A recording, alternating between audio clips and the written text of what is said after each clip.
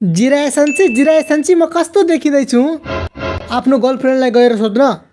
मेरो गर्लफ्रेन्ड नै छैन। जवाब मिल्यो त।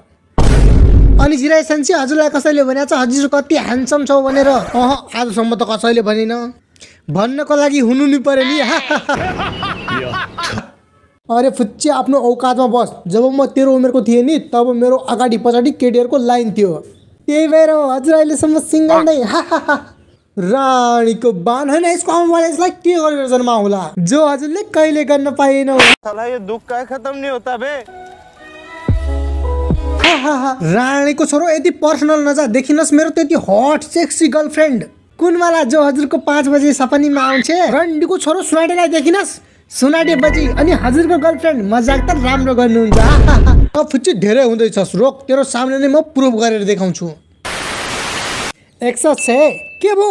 आज हामी यसो चाय खान जाउँ न? कहाँ जाने चाय खान? मेरो काम छ। म त जस्तो फाल्तु थोडी नै घुम्छु। अरे यार फुच्चेको सामने बेस्ती नगर। यसो 5-6 मिनट निकालेर हिँड न।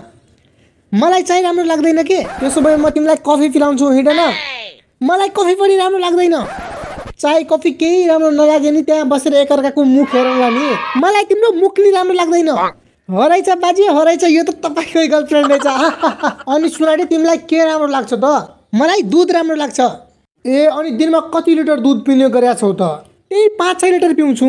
तिमीलाई देखेर त यस्तो लागिरहेछ कि तिमीले पिएको दूध तिम्रो शरीरमा जानुको सट्टा आफ्नो फ्याक्ट्रीमा नै जम्मा भइराछ।